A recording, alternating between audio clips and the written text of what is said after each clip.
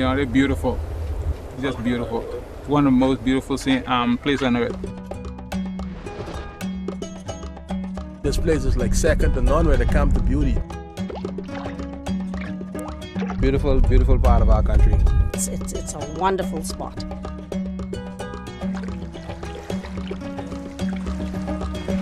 It's beautiful diving. It's beautiful diving. Fantastic. It had everything you could possibly want.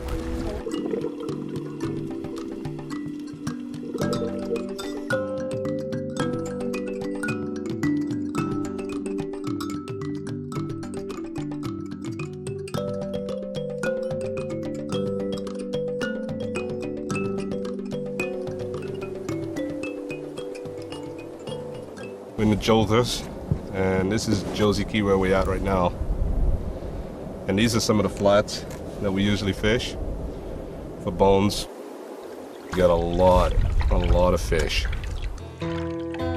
Bone fishing is a major income provider for the settlements of North Andros. The Keys are vital to attracting fly fishermen and other visitors. They love it because sometimes we come up and we fish, and then we go on the island and have lunch instead of having it on the boat.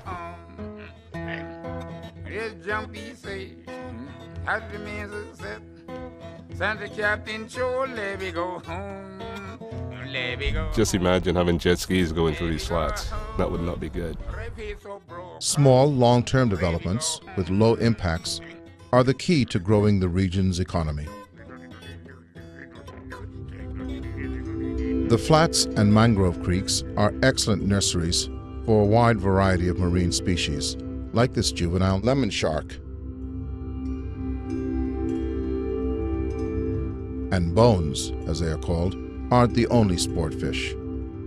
Permits, we have tarpon in the channels, and occasionally you see like swordfish and quite a bit of species.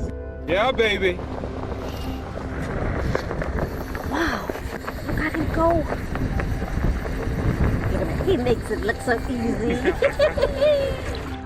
Fly fishing has a $50 million a year impact on the Andros economy, accounting for 80% of tourism revenue. And sport fish are not the only economically important species found here.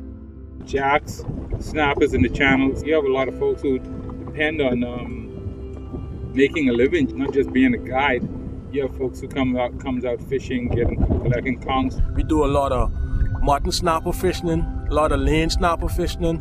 We get a lot of grouper fishing. There's a lot of lobster fishermen, spear fishermen, groupers and what's not. I used to also. Commercial fishing is worth another estimated $50 million. And while there is still a wide variety of species present, these reefs are very vulnerable to overfishing. One way to protect this area, while leaving it open to recreational and subsistence fishing, is to regulate the commercial harvest.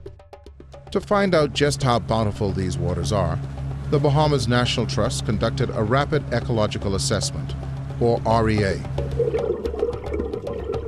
Diving on the reefs using transact lines, they did fish counts and coral surveys.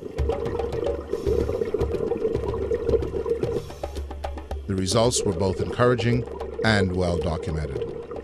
In terms of reefs here, the diversity and the life was really good. In terms of surveying, it had everything you could possibly want. Your megafauna coming through, a huge diversity of like your algae feeders, and then your predators, your groupers, and your nassau groupers were really good. Fish biodiversity was healthy, and so too was the coral coverage. Just offshore from the main quay are sites with healthy coral diversity, including multiple patches of the endangered elkhorn coral. And it is important to remember that these reefs are part of the second largest barrier reef system in the Western Hemisphere.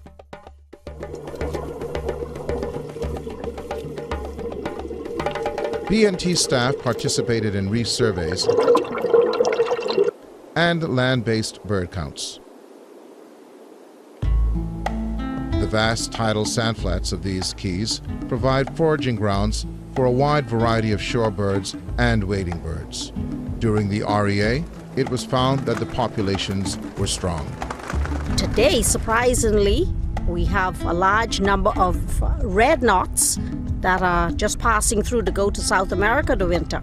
So that was a great find.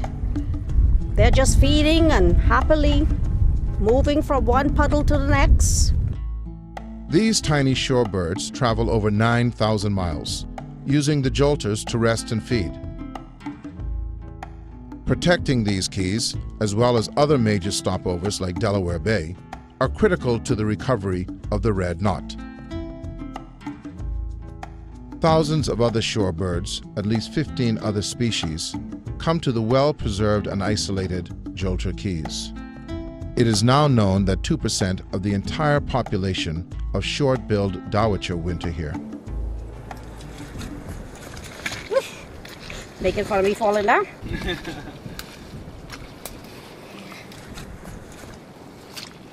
Sorry. Surveys found another surprise. An iconic and small shorebird was found here in large numbers. In recent years, it has been discovered that the Bahamas is a key wintering home for the piping plover, a very endangered species. One survey found 324 piping plovers just in the Joulter Cays. This represents 9% of the Atlantic coast breeding population. They migrate here from places like New Jersey, Massachusetts, and Canada.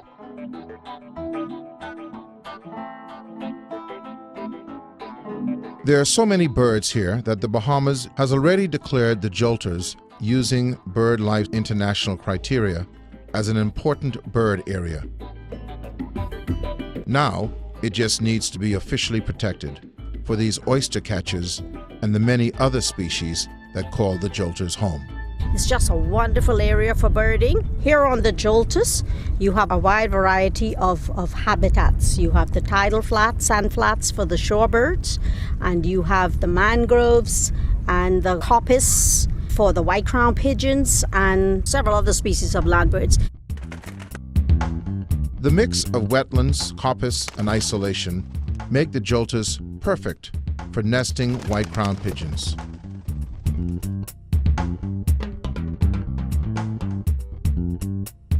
The healthy coppice forests on these islands provide plenty for the birds to eat. When there's a good fruiting year for the poisonwood, they're usually a good breeding season for the white-crowned pigeon, so they are interlinked. Since the 1960s, it has been understood how important these keys are to future generations of this prized Bahamian game bird. We saw some fly from here, this area. We found one nest in the red mangroves on the edge of the shore here. This is proof that they are nesting in the mangroves here in this area. In addition to its wealth of biodiversity and natural resources which sustain North Andros, the Joulters are also home to a small geologic wonder, oolite.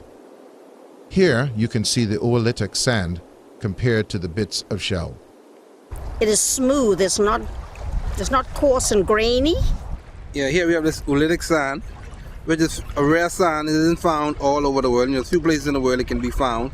And we like for this area to remain, the way it is. Persons would probably be interested in coming dredging here, but we don't want to see the area dredged. White sand, river beaches, and all of that. It's a nice place, and to hurry it with development, I don't think that's the right thing to do.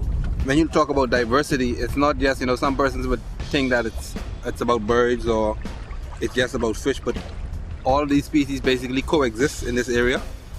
And, it's here for fishermen, birders, basically anyone that wants to be in touch with nature could come out to the Joulters and enjoy themselves. As long as it remained the way it is, it would be in the best interest of the entire community and everyone else who fishes it.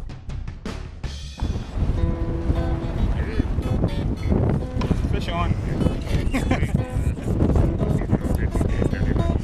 What about let him run. The Bahamas National Trust is partnering with local communities and with the National Audubon Society to protect the biodiversity here with a national park. Still going? Oh, he's on. Recreational and subsistence fishing would still be allowed. Some of the key threats are sand mining, oil exploration, and high-impact tourism development. My first time ever.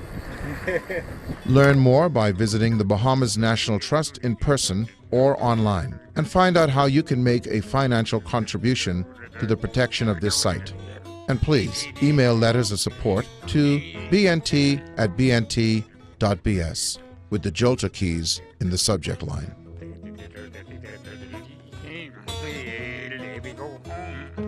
Let me go home. I feel so broke up. Let me go home. Hey, don't be safe. He said to me so shit.